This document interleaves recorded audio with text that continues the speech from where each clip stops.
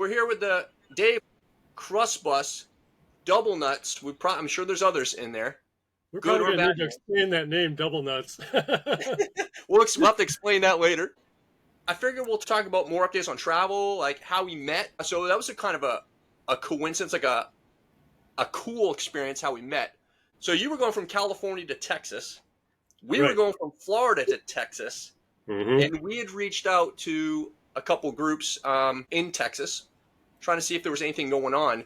And it was Christmas when we started reaching out, and probably we're not going to reach anybody. Mr. Gary Alexander talked to us and said, hey, we're going to be cruising to a VW event. Beat us at 3 at this time, blah, blah, blah. So Ange and I were doing a little repair on the bus, prepping it. And as we got closer to that time, we were running a little late. A VW time is not correct with regular car time, I guess, cruising on the roads. So Andrew reached out, just said, hey, we're going to be probably like 15, 20 minutes late, so we don't want to hold you guys up. And Gary's like, well, how far out are you? And turns out we were only 2 exits behind. So we cruised and met up with you guys. So we met up with you, Gary. Yeah, all the people that were going to the Big Bend Bus Bash. Yeah.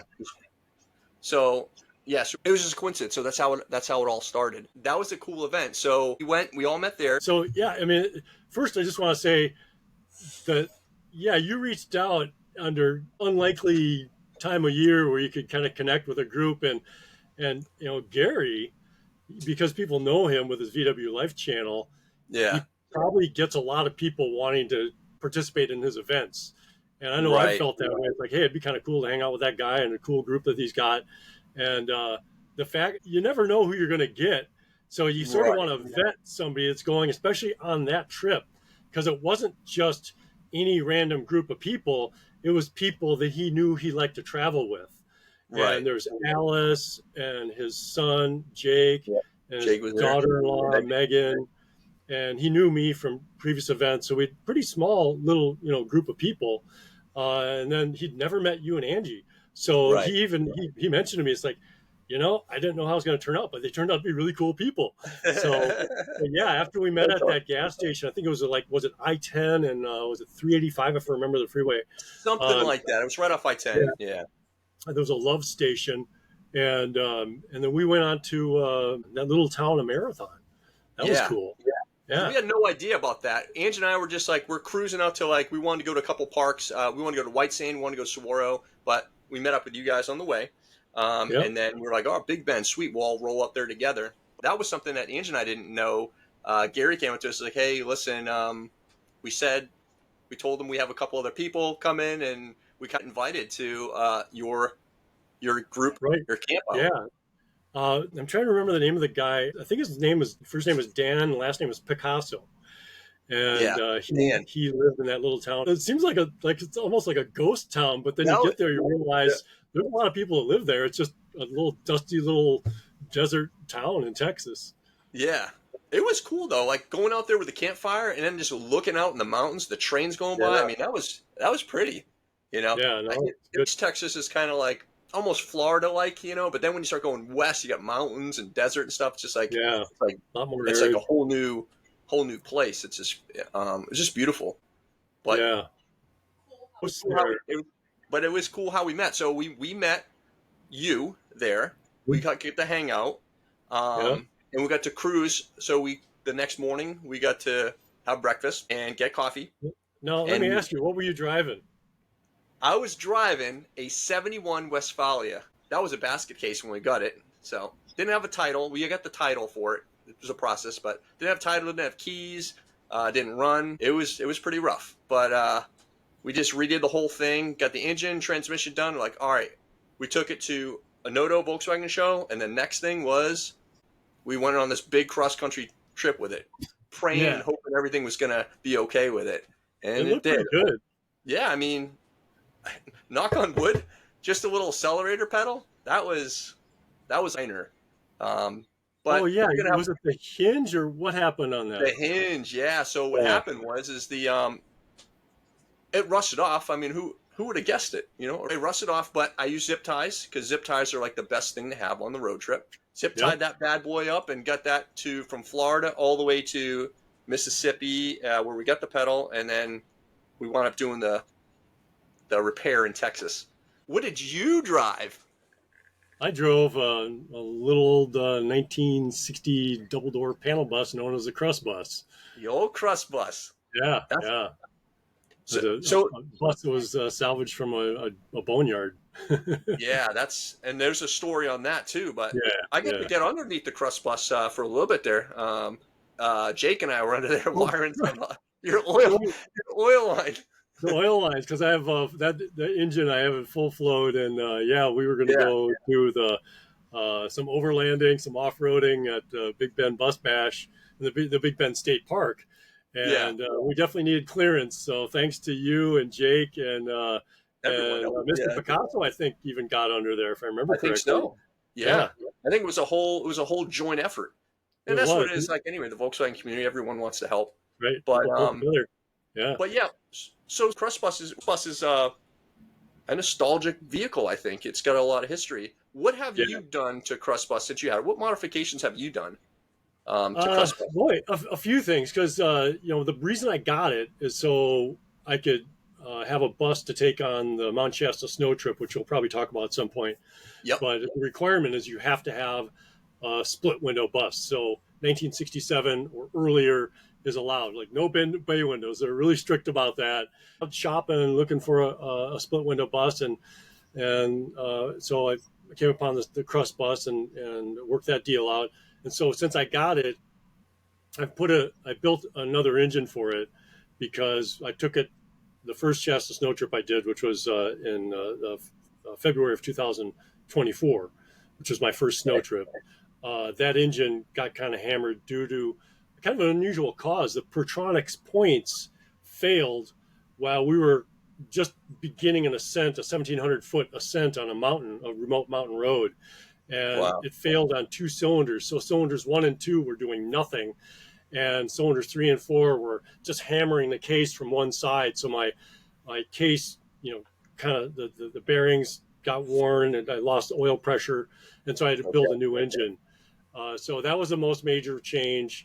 But I also, before that snow trip, I put a mid-mount kit on it to stabilize the transaxle, because you get like torque surge that'll happen as your wheels will break free and then they'll break free and catch as you're going through rocks and water crossings and things. So I put that on there.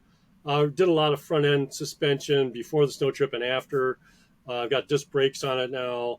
I've redone the interior as far as making it camp ready. I've insulated it. I put a diesel heater in. I put a solar system in. Yeah. From the exterior, it looks pretty much like it did before, with the exception of maybe the solar panel and an off-road light I put on it. And well, the roof rack was actually on there. Was there? Okay. So it's an OG AWS Volkswagen roof rack. So it's like I don't know if you call it like a third rack or a quarter rack, but it's less than half the roof, but it can hold a spare tire and extra fuel and stuff like that. Okay. Yeah. But yeah, so I just really like that bus. It's awesome. I mean, how many miles have you put personally? You put like about 30,000, maybe more on that bus? Yeah, actually I'm just under 30,000 miles since I got it. So I brought it home September 15th of 2023, which was the autumn before the snow trip. So I wanted to prep it for the snow trip. Yeah. And then, then it kind of, after the snow trip, it sat for a while I built an engine. Then I put the vast majority of those miles, nearly 29,000 miles. So most of that 30,000 I've been done since last July. So what's that? That's so we're just starting March now. So that's 8 months. I put nearly 29,000 miles on that bus. Wow, that's awesome. A lot of driving, yeah. You're a diehard driver. I mean, you got to show us all over the place too. But I want to ask, the disc brakes, do you notice that much of a difference? Because I'm thinking about possibly I'm doing that on my 61 as well. Yeah, I recommend it. So the drum brakes, when they're dialed in and they're working good, they're functional, they're satisfactory. Yeah. But brakes are essential, especially when you're driving a vehicle where you basically are the crunch zone, the crumple zone. Right. So if you get in an accident, there's really very little to protect you other than just a little fender bender. So having disc brakes, I'll tell you, the first trip I went on was I went to Texas. After I installed those disc brakes, I think I went out for an October event because I've been out to Texas 5 times just in the last year, and 4 of those times was in the KrustBus. Yeah. And the second of those times was in October of 2024. I went out for the harvest, and there's also like a bus get together, a big camping event. And I had kind of an emergency stop scenario one night. And I'll tell you, having those disc brakes may have made the difference between No kidding. having a fender bender or, I definitely stopped with more sure-footedness, and it was worth it. Yeah. So we met in December in Texas. Fast forward to January, Buses by the Bridge. Yep. What did you think of that show? I mean, you've been to Buses by the Bridge before, right? Yeah. So I've done 2 snow trips and 2 Buses by the Bridge. Yeah. So, Okay. and I intend to make them regular events for me. Buses by the Bridge, I think the simplest way to describe it, because it's such a big event and it draws so many people from literally around the globe to some degree. Like we met some people from France there who had shipped their bus. Let's see, it was Fabrice, Melanie, and the daughter, and Mila. Okay. Yeah. So, or it was Elodie, not Melody. I remember her name from word association, but those people were beautiful, wonderful people. But I look at it like a family reunion, a Volkswagen community family reunion. Yeah. Because there's so many people there, and other events you've done or been to, you will see people show up at Buses by the Bridge.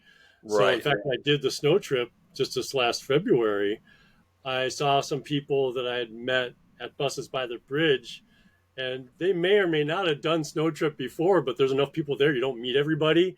So, but then they see you and, different Facebook posts and so on. So it was really cool to, meet them for the first time and then see them on the snow trip. So we're already pre-acquainted. But I love that event, and it's there's so many things to talk about for that. Like, for example, I look at it like as many as 3 events in one, because there's the pre-line event. Yep. So people that go early can camp in line for a few nights, and that's an event all on its own, really. Right. And then there's the Buses by the Bridge, which is 4 days and 3 nights, and that's its own event with the Lantern Walk, which I know we're going to talk about the Lantern Walk in a minute. And then sometimes people do a post event.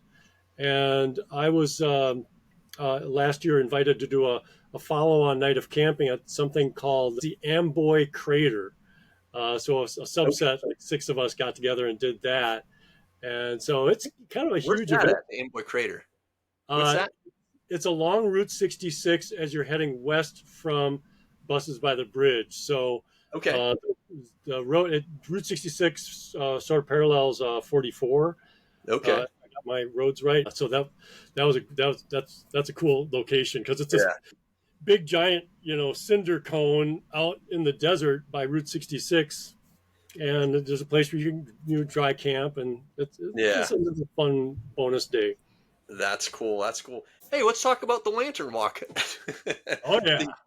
So wait a minute. So you had, I think, enough lanterns for, I think, everybody at Buses by the Bridge. That's maybe overstating a little bit, but being generous there. But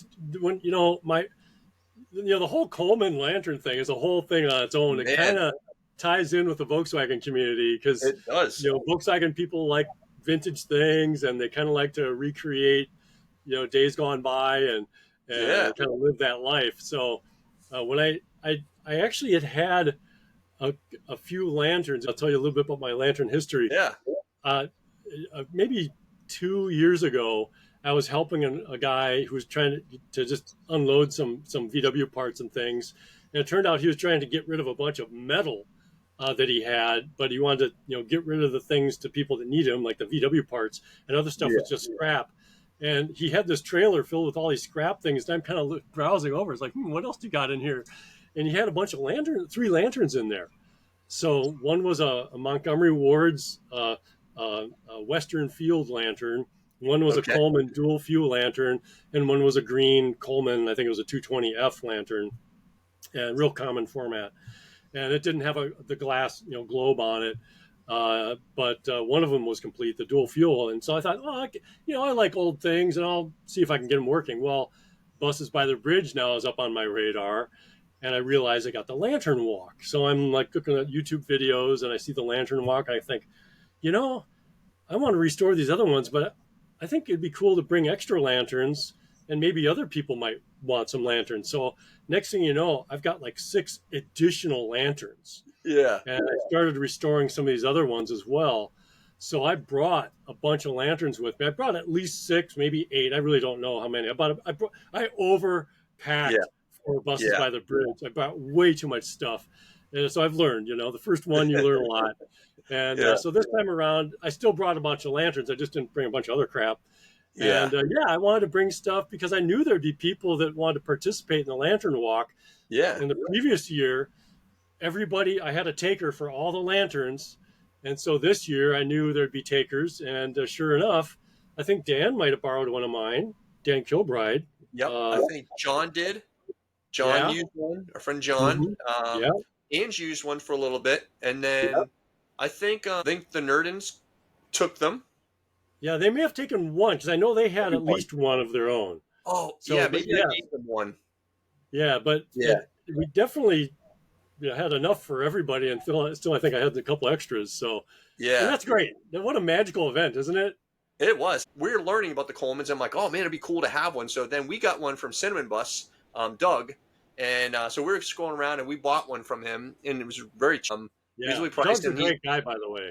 He is. He's a great guy, and he taught us how to use it. He's like, do you know how to use these things? I said, no, this is the first one I've had. He's like, step over here. So he pulled us back and gave us a little workshop class on it and showed us how to work. It had fuel in it. He had fuel in there and everything like that. And and worked great. I got to tell you a story about Doug. Please indulge me. Go right ahead. So I'm at a Volkswagen event in Sacramento area. And it's a multi-day kind of a series of things were like stacked up, day by day over this long weekend. The Skinner Classic people were going to air this movie called Combi Man. It was done in Australia. But the first event was a get together at a burger place.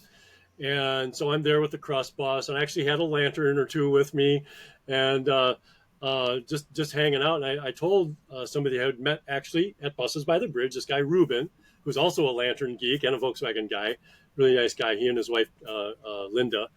And I said, do you know any place where I could, bus camp somewhere, like stealth camp in the area, because I got my bus, so I can camp anywhere. And he said, well, I'll let you know. Well, I went inside to get something to eat, and I'm sitting down with Skinner and some of those other people. And Ruben walks in with Doug. And Ruben had told Doug I needed a place to stay. And Doug said, hey, you can stay at my place. He's got this 40-acre farm, which he invites people to visit to kind of do kind of like Airbnb-ish type of thing, or kind of an event thing where people can come pick their own flowers because he grows flowers. But he was a great host. So it turned out I was able to bus camp there. And then some of our other friends, like, Fred, who has the Apocalypse bus, also known as Tater. So Fred was there, and a few other guys, Tom Summers. Anyway, just really, so the point I'm trying to make is Doug was a really great host. And I was able to stay there 2 nights, got to know him really well. And when I saw him at Buses by the Bridge, it turned out he was camping right near where I was at. And what a treat. What a great guy. And I'm so glad he got one of his lanterns. And he's also a great teacher as well. So, that was really cool. And like I said, you got them going too for us. You gave me fuel. We had the whole lantern walk fueled up. Fuel. Yep. You had all the supplies and everything. That was really cool. They even had stickers for people that did the lantern walk. That's right. So they had a little small sticker. Yeah. There's a whole movement. I mean, that's amazing. It's amazing. It's amazing what people do just to get the sticker. Yeah, I know.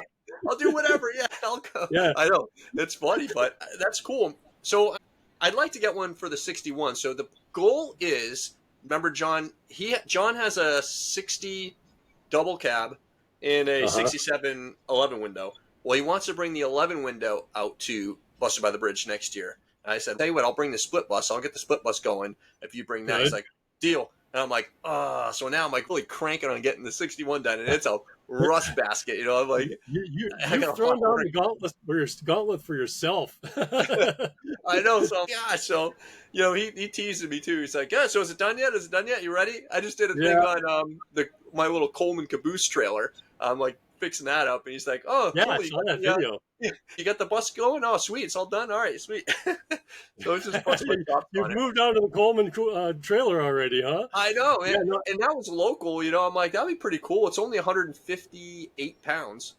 So yeah. I figured it would be No, good for the Beetle. that thing's great, man. It's. I'm glad you scored that. That's a Yeah. really great little trailer, I've and never it'll heard of it contain before. and protect things, which is really important. So you can Right. pack whatever you need to in there, and it'll stay dry and protected, and it's Right. light. It looks like you even fit in I it. did, yeah. So I mean, I could probably fit another one of me. I fit in there pretty good. They made them from like the late 70s to early 80s, Yeah, it and has that kind of look to it. yeah. Now you're 61 bus. So I just saw your video last night. You were doing the Okay. metal work, and you got your emblem and the nice funky green panels that your dad got you. That was Yeah. awesome. So now that's a 61. Now is that 11 window? It's 11 windows. It's a sub hatch. So it's Oh got yeah, the hatch on the roof.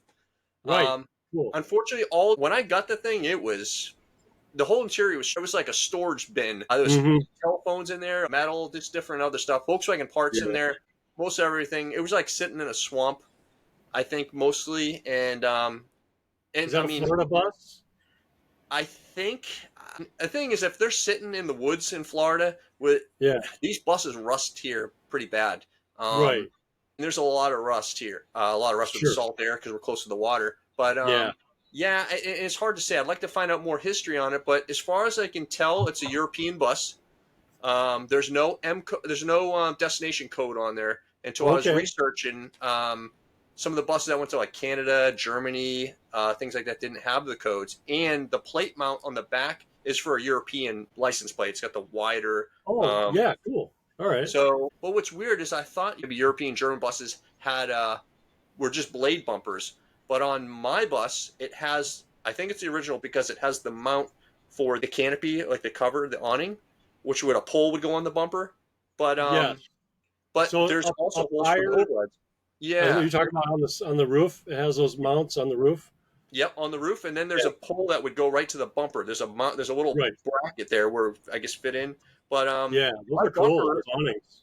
yeah, my bumper has like the overrider holes. So I didn't think it would have had overriders, but I'd like to get maybe a birth certificate on it and see if I can find out more information on it. Yeah. That But would really fill in a lot of blanks for you. yeah, so I'll probably do that. The plan is I'd like to get out to Buses by the Bridge. But Yep. tell me about Shasta. So you've done Shasta twice. I'd like to do Shasta. Yeah. All that snow, I don't know. I don't know if I can do it. Being in You Florida can for do so it. long. Just for illustration purposes, I'm wearing my Mount Shasta snow Oh, trip here. nice! I love it. That's from Nice. 2024 if you look at the license plate. So, Oh yeah. yeah, Sweet. so, That's so that was my first year Shasta trip. So okay. just, not even 13 months ago. So the Shasta snow trip, what specifically would you like to hear about it? Well, I was following your post, and it looked awesome, by the way. But people said that there was more snow this year versus last year. Maybe does that sound Yes. legit? Okay. Yeah, this year was I've the comments from people who've done it for many years. It sounds like this year, if it wasn't the most snow that I've ever seen, it ranks among the most snow. Okay. Yeah, so it was Okay. a lot of snow. We went on this road called Mendocino Pass, and Mendocino Pass became impassable.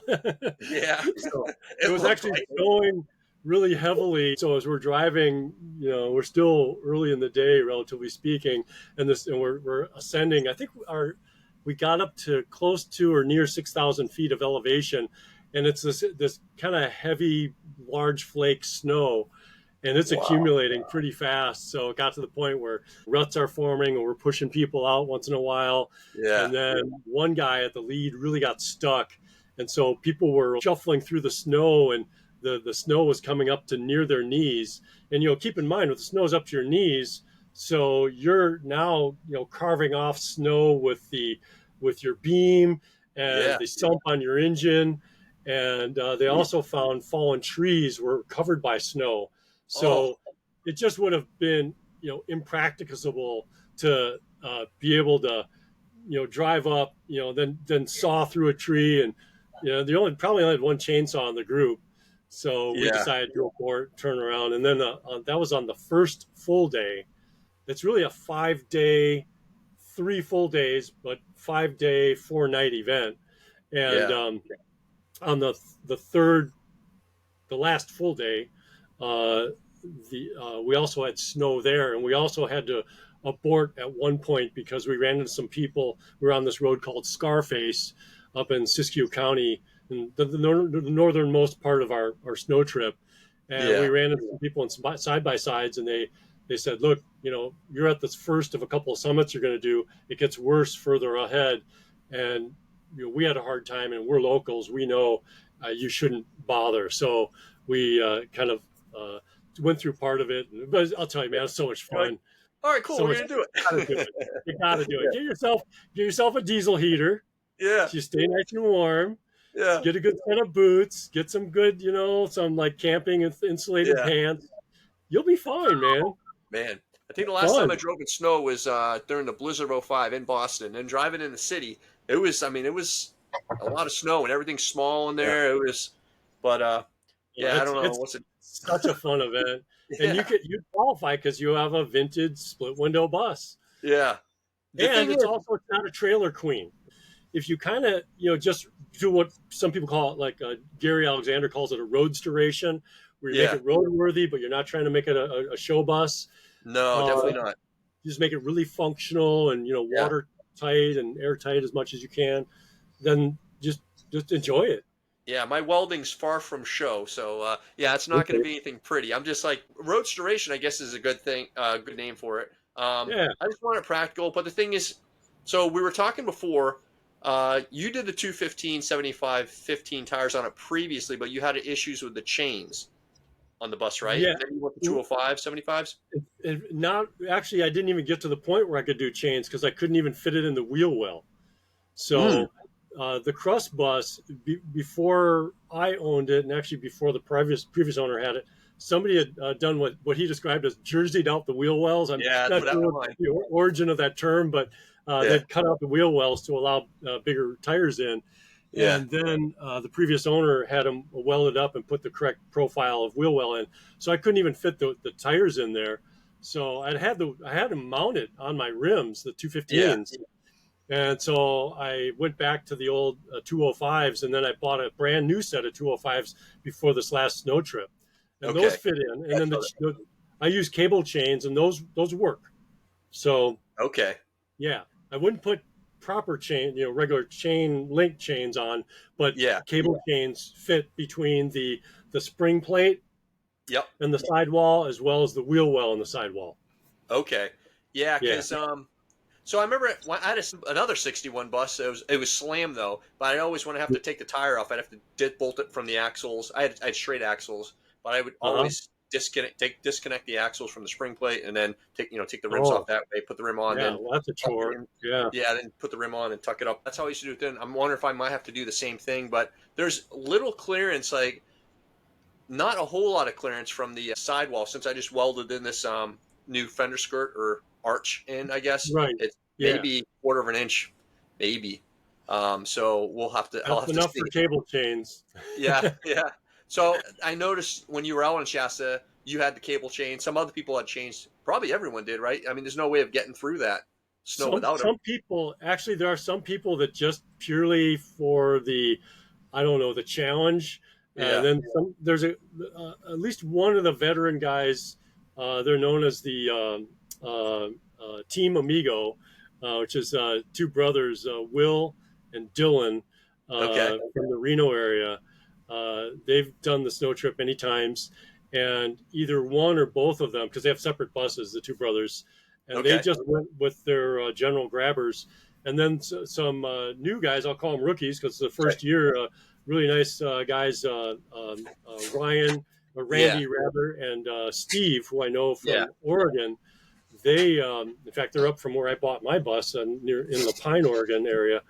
Um, they just went with tires that are kind of like the General Grabbers. I don't know Yeah. the name of them, but they have an even more aggressive tread.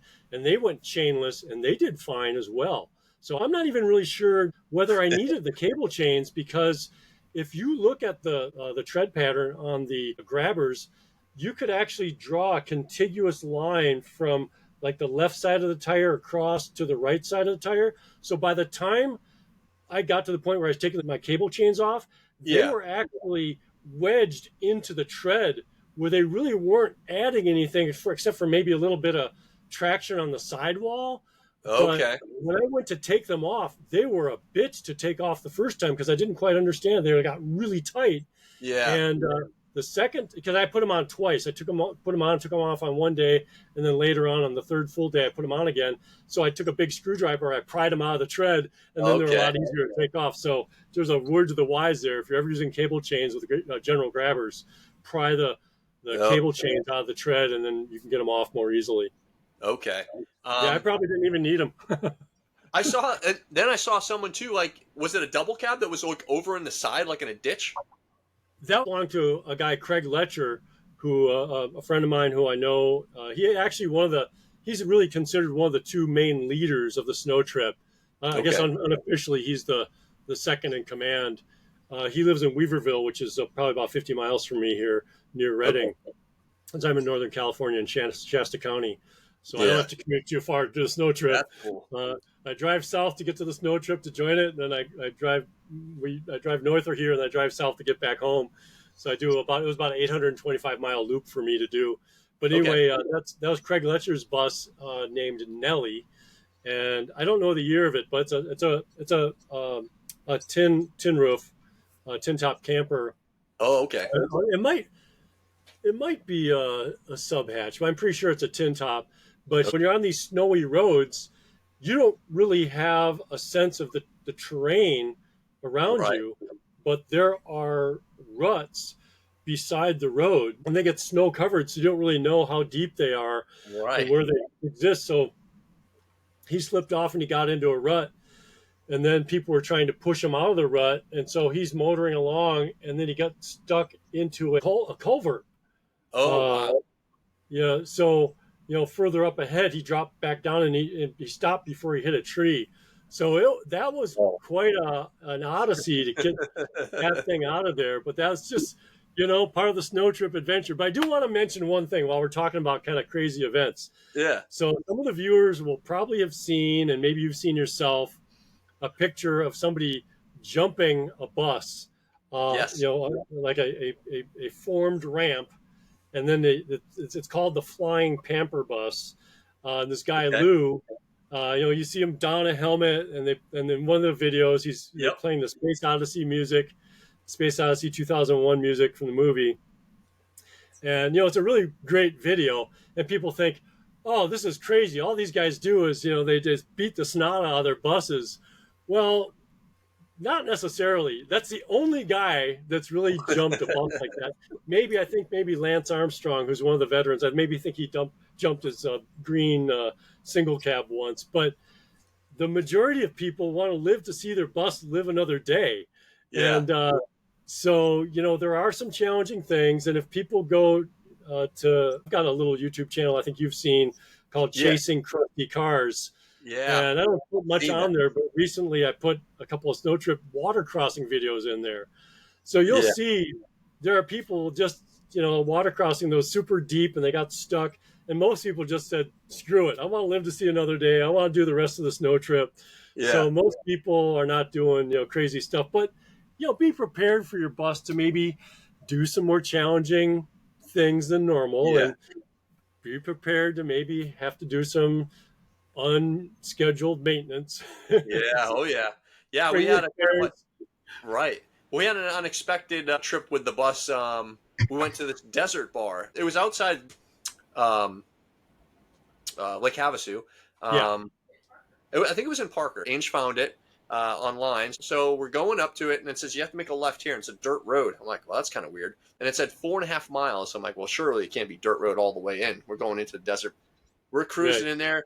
All of a sudden, we're going over like hills, rocks, and everything. We're bouncing all over the place. Daniel's in there with us. John's in there. Ange, we have it fully loaded with camping stuff. And the only vehicles driving in there were Jeeps, trucks, and side-by-sides. And they were looking at us like, ha ha, like Volkswagen buses. we finally made it into this desert bar. People were like shocked to see the bus in there. But that was pretty funny. Just to be clear, a couple questions. So is it actually like a bar, like a saloon kind of bar?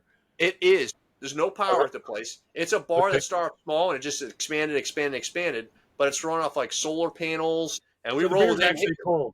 It was packed. It was. There's food. There's bands, drinks, cool like viewpoints over there. Now, did he not drive a vehicle to Buses by the Bridge? No. So he's got the 61. His bus is slammed. His panel. Right. Well, how did he get there? So John, Angie, Daniel, and myself, we flew in to Phoenix where I was keeping the bus, and then so we took an Uber over to the bus, and then hopped in the bus and drove. We started driving to the cabin. All right. Got it. But that's how we did it at that time. Daniel, he will never drive his bus out there. It's too uncomfortable because it's so low. But he might trailer. I don't know. Okay. He loves the experience out there. He had he's been out there I think 3 times. We've been only twice. Yeah. Tell him to fly up to Reading and he can take one of my buses down. There you go. See, maybe that would be pretty good. Let's see if we can do that. The desert bar was cool though. It was a fun time. It's cash only, so be prepared. They have Greek food. But didn't you have some maintenance that you were saying that had to happen, or that you had to do because of the desert bar? Or maybe not. It was just scheduled abuse to the bus. We didn't think we were going to get that wild because we were slamming. Everything was bouncing. Oh, we were hitting. It was, and that's another thing too. So I have Coney adjustable shocks on the 71. I'm trying to figure out what I'm going to do for the split, the 61.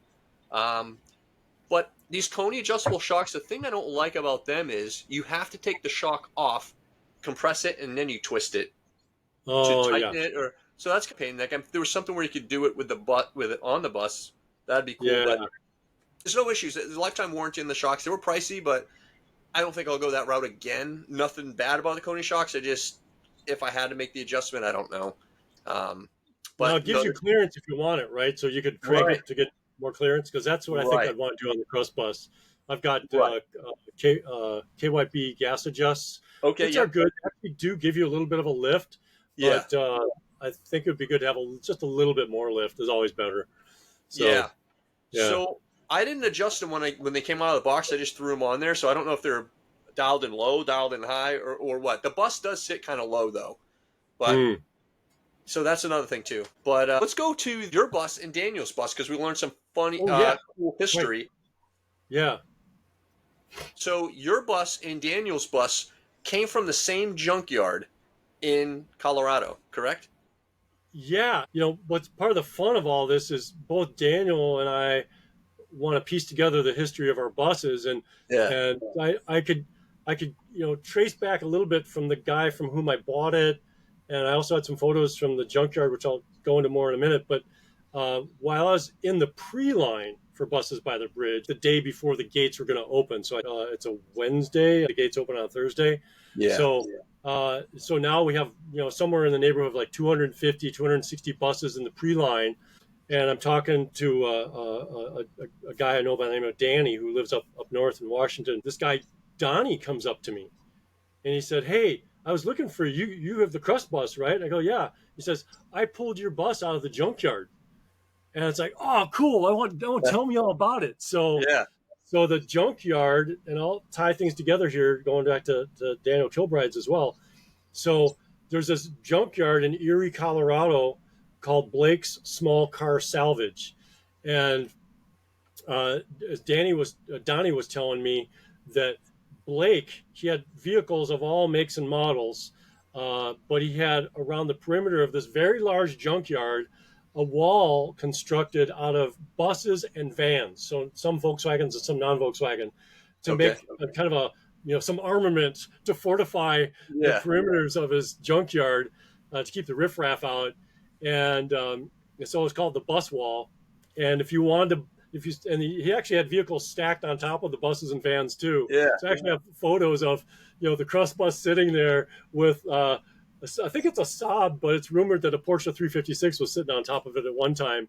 Wow. But anyway, Blake apparently he hated Volkswagens. Yep. And he wanted to get as many of them off the roads as possible. So if anybody had a Volkswagen, he was like buying them from people left and right and trying to get them off the road. And he would just store them in his junkyard. And at one point, it got to the point where apparently he's getting out of the junkyard business and or trying to sell off the buses. I don't know how it worked out, but this guy Donnie and a buddy of his, they salvaged and rescued, I think, 42 or 44 buses out of that junkyard, and they were going in and pulling out batches of 4 at a time because that's all they could haul with their trailers at any one time. And out of 44 buses, to think, so Dan Kilbride's bus was in there, my bus was in there, and it's just coincidence they were pulled out in the same batch of 4 buses. Yeah. So the kind of the cool little irony here is Dan Kilbride's bus and my bus are kind of like bus brothers. Yeah. Because A, they came out of the same batch of 4. Yeah. B, they're both sealing wax red. I think, is his also a double door panel? No, so his is a regular panel. It's a walkthrough panel though. Okay, so but they're both panels. Now it's cool as a walkthrough. That's kind of neat. Mine's a non-walkthrough, so I have a bulkhead and a cab divider, and but they're both like a year apart. Mine's a 1960. I think you said his is a 61. 61, yeah. And the interesting thing is the seller of my bus. His name is Jacob Callahan, out of Lapine, Oregon. A really nice guy, and I'm not doxing him because he's very visible on YouTube and Instagram and everything. So if you look up KrustBus, you'll see a lot of his stuff. Yeah. But when he sold the bus to me, he gave me the title from the previous owner because it turned out he never registered and he drove the snot out of the thing, but he never registered it. But he had the title from the previous owner, and it said 1960 is the model year, but he said no, it's actually a 61 bus. And then when I went to register it, and I had to get it VIN verified here in California, they said, yep, it's a 61 bus, but guess what I got in the mail as my registration? It said 1960. So I've done enough sleuthing. I've concluded it really is like a late 1960 bus, but it's almost the same year as your bus. It's almost the same year as Dan Kilbride's bus. Yeah. Yeah, so it's just kind of cool that all our buses are within months of each other. Yeah. Daniel's is a logoed bus from New Jersey, and Daniel's from New Jersey too, which is pretty cool. Kind of the same area. Yeah, but, and he was actually able to kind of do back and kind of figure out the pedigree of that because he found was it a laundry company? It was a cleaning service. I think it was L&R cleaning service. Industrial cleaning, like buildings and things, right? Cleaning, yeah. Yep. Yeah. But that was pretty cool. Yeah, cool. It's funny. We both got together at Busted by the Bridge, and the story unfolded, and you guys were able to elaborate on that. I don't know if we can get Daniel to bring the bus out west. It'd be cool, but if not, I know you're game for traveling. So I think we'll be. I want to go out to Florida and see you guys and see Dan, and we'll do our bus photos together, and that'll be cool. Who knows? Maybe we can do one of our little podcast, group interview type things together. That'd be fun. He's a great guy.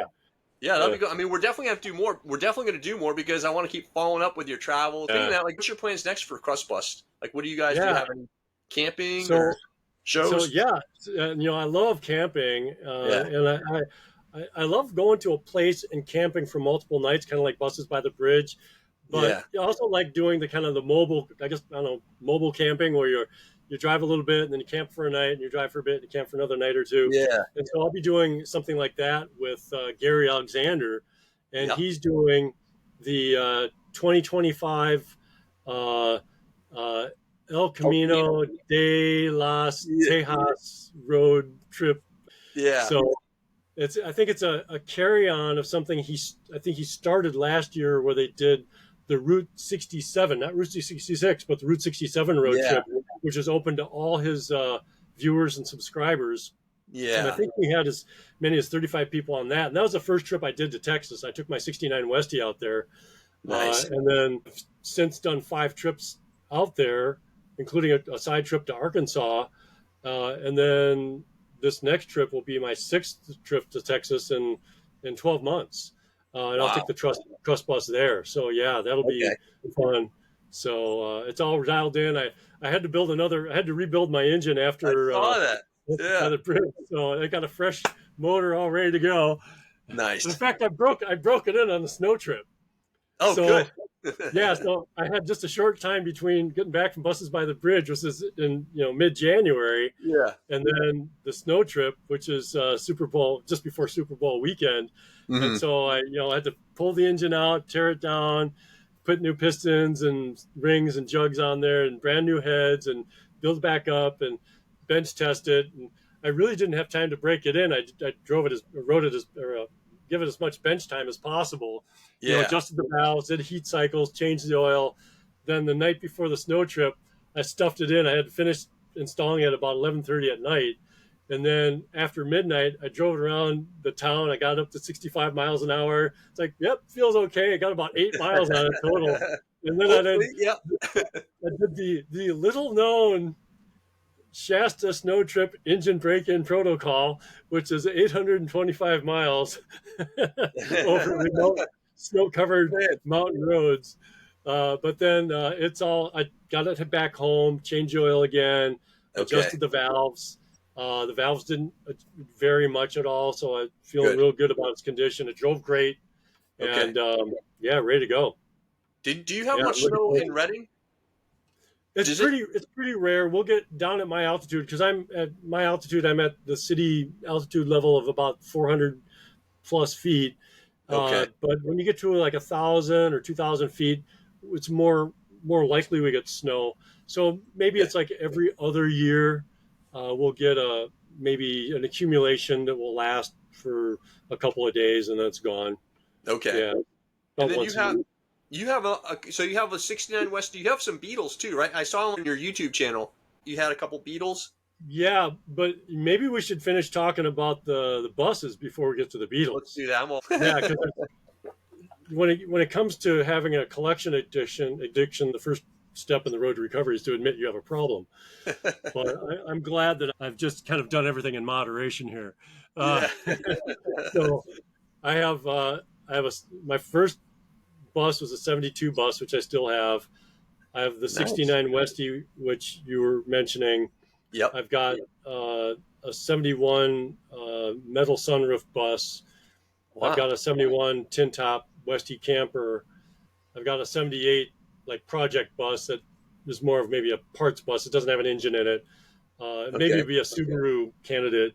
Okay. I've got the KrustBus, so I guess I'm up to 6 right now. And then I've got a 65 tin top Westie camper Wow. that I got maybe a little over a year ago. Okay. So I've got a few buses, and I need to sell some because you can't use them all. But Yeah. I really love Volkswagens. I've got Volkswagens. Like I think you were at one point you were curious about like how I even got into Volkswagens. We could get into that, Yeah. but I started with a '67 Beetle back in Minnesota, and that was my first car. But in fact, it was so rusted that the fenders wouldn't stay on, like where the bolts fasten it to the body. It was Yeah. so rusted, the fenders wouldn't stay on. So the previous owner just took like cabinet door hinges and sheet metal screws and put like 3 or 4 hinges between the body and the fender to keep them on so they wouldn't fall off. Oh Uh, wow. but that was my introduction into Volkswagens. My dad had a Beetle before I was born, so he knew about Volkswagens. My older brother had a Volkswagen Carmen Ghia, and then my younger brother had a Beetle, and my dad got a Beetle later on when I was an early teen. So I kind of got an affinity for them. But several years passed. I think it was in 2011. It might have been 2009. I was really jonesing for a Beetle again because it's been long since I had the one that I had in Minnesota, which I had for a short time. Hmm. And, as a teenager, your first car is kind of sacrificial, if you know what I mean. Yeah. So we're not as skilled Not as we mine. are later. So I got a '69 metal sunroof Beetle, which I still have. So I Nice. got that. Then I got a red 69 Beetle, which I really bought because I wanted some wheels and tires. I wanted to take off the mags that were on the 69 tin top and restore it back to the metal wheels. I wasn't a big fan of getting the mags. I just wanted to look more vintage. Yeah. This Beetle that had these wheels on it, I thought, wait, I want to salvage that too. Yeah. So I bought, said, how much for the whole car and all the parts the guy had? Because he had a bunch of parts. So I resurrected that, put a motor in that. And then I've got, I got a 62 rag top. I got a 63 hard roof, a hard top. I got a 64 hard top. Wow. I've got a couple of 67 Beetle, like Project Beetles. I got a 74 Beetle. I've got a Dang, you have a 71. whole bunch. I didn't think you had all that. Holy moly. Yeah, I You like were running out of me. room for I them. I thought got I a was. dune buggy. So it's just a long list of stuff. But what I really should have is like a handful of like choice, the ones that can really have time to use and maintain. Yeah. So yeah, so My. it's Yeah. again, My. it's not an addiction. I can quit anytime I want. So Right. Yeah. That's yeah. my issue is I like the ratty like my buddies bust on me all the time because I pick up these like the 61 bus they were not having. They're like don't get this, don't get this. But Really? I don't know, like the old like the ratty ones. If I can try to save it from Yeah. not becoming parts, I'm like, oh, that means so much. I get such a high off that. Like my goal is Yep. to just find a crappy one and just make it on the Save. road worthy. That's like that just means so much to me. Like I want to save them all, but Hashtag someone save them all. yeah, Hashtag I save know. them all. I know. I try to, but I mean, it gets expensive. Like this bus. Oh Right. man, metal's expensive. But Yeah. Yeah. it's That was it, nice. Your dad gave you those funky yeah, green panels from. yeah. My parents really came through. Yeah, they like my dad was like, what do you want?" I'm like, "I really don't need anything," but I told him, working on the bus, and he wanted to Yeah. get me the floors, so that was definitely the more expensive metal, most expensive metal I needed was the What are floors. the floors like in your Uh, 61?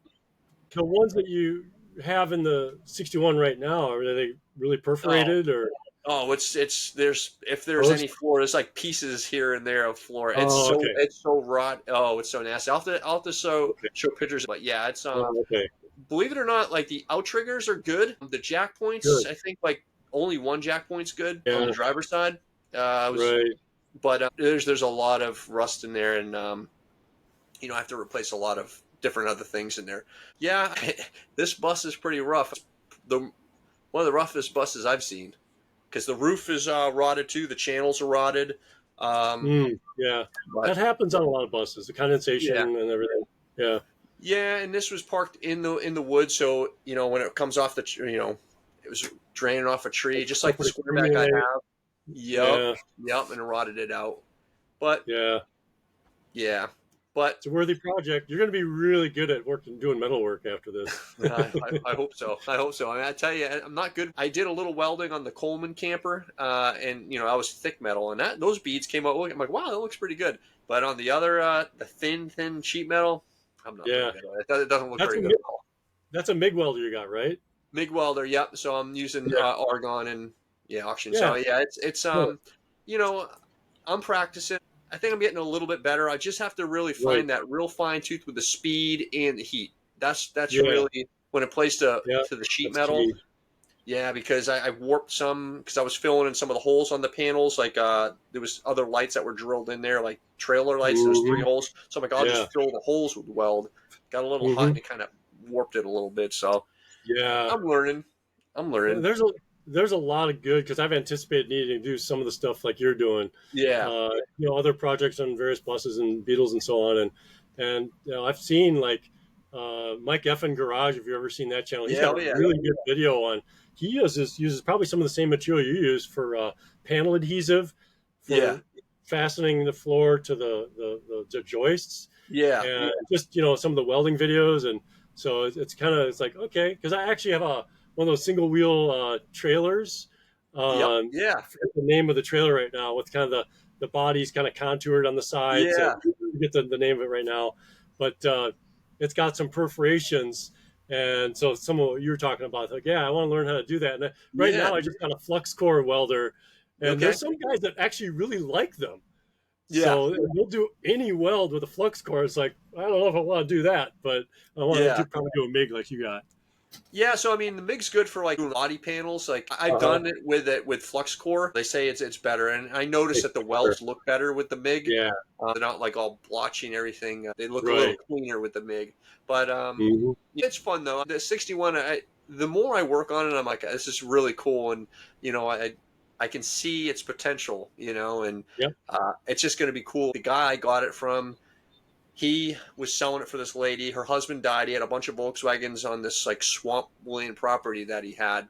And he had Hmm. notchbacks and other buses and Carnegie. He had all kinds of stuff on there, but everything was too far gone per se. Yeah. And so I'm hoping once I get this going a little bit more, I'm going to send him some pictures, and I think he'll be kind of impressed to see it. Oh, You know, yeah. so because It's he saw always it. nice when you, Yeah, like, if you sell something to know it went to a good home and it didn't right. just abandon. And Yeah, plus that plus, your heart and soul and blood, sweat, and tears are going into right, it. So you're right. just, it's going to be your bus. And I think a lot of the people, the viewers, can relate to this idea that Yeah, you can get a Beetle or a bus or Carnegie or whatever the car is. Doesn't really even matter what right. make or model, but you start resurrecting it and bring it back to its functionality that it had before, and you Yeah, start making memories with it and like going on trips like you and Angie are doing, going to events, and like you guys are encouraging people to go to those shows. It's really the great memories and the community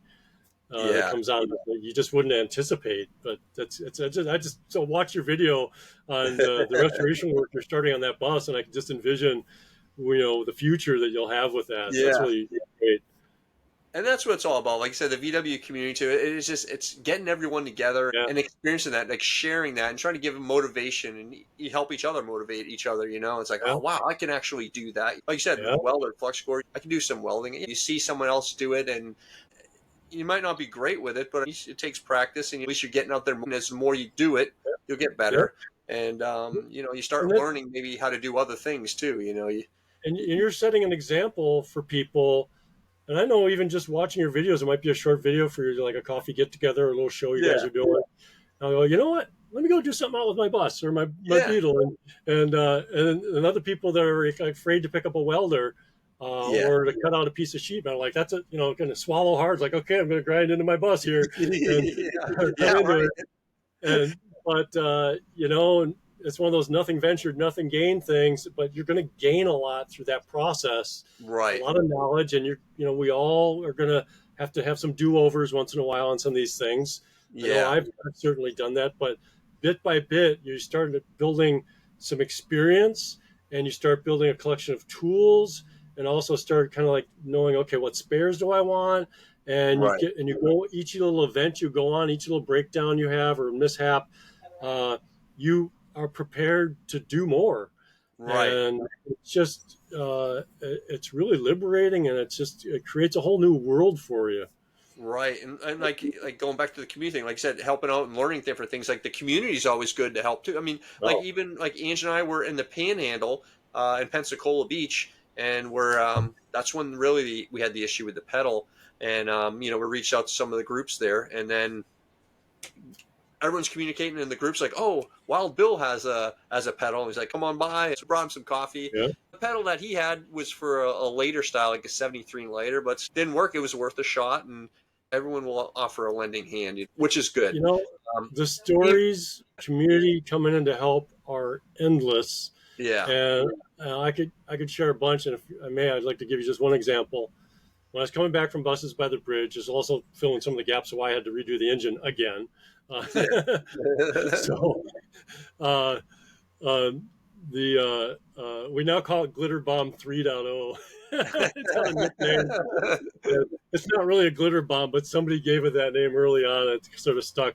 But uh, I'm driving back from Buses by the Bridge, and by this point, I had put about 5,000 miles on that build. okay, I did the Big Bend Bus Bash in Texas, and then I went to Buses by the Bridge, and so it was running just great. I mean, it's just running so well, as yeah, climbing hills and just running flawlessly. And I'm leaving Buses by the Bridge, and I start losing power. And as you probably experience, and any viewer will experience, if they're driving a bus, the drag coefficient on these things isn't great. And plus your power to Right. weight ratio isn't really awesome either. And so when you have Right. headwinds, it'll really slow you down. Oh yeah. And even without having to climb a hill, and I'm thinking, as I'm leaving Busted by the Bridge, I'm coming up a slight grade, and I don't have any visual cues like flags or anything to tell me what the wind is like, but it felt like I was climbing, not just climbing a slight grade, but also had a headwind. So I was Yeah. kind of slowly, I was kind of felt like I was at a loss of power, but I thought it was just headwind. I just chalked it up to that. I stopped to get gas, and then I left, and I'm going with a small group to do a bonus day of camping. And then I'm like, wait, I am losing power. I'm falling back behind the pack. Uh, so what happened is I looked out my rear view window and I saw a bunch of smoke. Well, what happened is cylinder 3 cratered. So it Yeah. literally burned through the side. So anyway, that's the setup why I was broken down. I put it out on Facebook like, well, here's the latest, Yeah. development and the adventures of the KrustBus. Next thing I know, I got people coming to me, and I'm not really asking for help. I know people kind of like to follow along because they want to make sure I'm okay, Yeah. friends and family or whatever. So I post this stuff so I have an update so they know what's going on. I know I'll figure it out one way or the other. Yeah. But one guy says, "Hey, I've got a tow bar," and it turned out, I had a dialogue with him. I told him, "Look, let me just buy it from you so you can buy another one for yourself." Because I just thought it was like a prefab manufactured one he bought somewhere. He said, "No, I made it myself. It's my custom tow bar, and I want it back." But he lent it to me. I met the guy at Buses by the Bridge. I got a little bit acquainted with him and his wife and his daughter. Nice Yeah. guy. And he said, "Look, I know you'll be back. Just bring it back." He didn't want any deposit, nothing. And then another guy said, "Hey, I'm still here. I got my truck. I can disconnect it from my fifth wheel. I could pick up the tow bar for you, and I could help you go get a rental truck." So the VW community came in to help, and they really wanted nothing in return. Although I always Yeah. like to, give people adequate compensation to show my appreciation. And Yeah. that's just one of many examples where I've been out in the middle of nowhere, and people have come to help, and all the right kind of people and resources and circumstances has converged to help me Yeah. out. And I drove 750 miles back home, and that's just part of it. Other people helped me out when I was stuck on the roadside. Some of the guys from Mexico helped me out, so to kind of get me to the point where I could limp along to Needles, California. Yeah. Just amazing community, and then you build a bond with people. Right. Yeah. So it's just fantastic. It's true. You always have tools. You always lend a hand to everyone. You have like a bunch of tools in your bus. I think you about have every tool in there. What I'm seeing, Cool it's like, parts, yeah, because you never the know, willingness right? to help. You never know what tool you might need or what, Yeah. And it seems like the So Shasta guys, they're pretty hardcore. Like if an engine blows, it seems like they have like everything there to like rebuild an engine. It seems like from what I've seen in some of the videos. yeah, Um, like especially the veterans that do the snow yeah. trip, they've done it so many times. You'll hear stories about replacing axle halves, Uh huh. shafts, Yep. because I mentioned earlier this thing called torque surge, where if Mm-hmm. you're going through some rough terrain and you lose torque and your wheel or traction, your wheel starts spinning, and then you catch traction again, that puts a lot of torque on that hardware. So Yeah. you could bust nose cones. That's why I got the Wolfgang mid mount kit from Wolfgang International. Everybody gets those. Okay. And then replacing axle shafts in the field, swapping, pulling engines out, Okay. and doing whatever repairs or replacements. And one guy brought a spare engine last year. Not the last one, the year before. That was Brian Pearson who started the whole thing. It was his idea. But yeah, and their experience, so they bring what they need, including chainsaws. Yeah, And one okay. of the guys gave me advice before I did the snow trip. I said, "So what should I bring? Because I know this is not your usual trip." And he said, "Get a lightweight floor jack." All right, so I went to Harbor Okay. Freight and I got an Yep. aluminum one, and then spare tires, chains, et cetera, et cetera. So yeah, they're pretty prepared. Plus, somebody's probably going to have a part or a tool that you'll need, Right. but the expectation is come as prepared as you can Right. because Okay. the group sometimes splits apart. This year I think we started with as many as 42 people. Okay. Sometimes the groups get down to like 19 or 20 people. And one video shot that Martin from Slovakia recorded. He did a little YouTube video short of us in the redwoods, and there was like 19 of us there. So imagine the guy you need is in the other part of the group, you know. Yeah, that's true. Wow. So be as prepared as you can. Yeah, Right. just That's awesome. Big Bet and Buzz Bash. We want to do that again. yeah, that's a great El trip. Camino, unfortunately, we can't do that this time, but we're going to be at Silverado. We'll do that in March, and then we'll kind of figure out what we're going to do Are you after.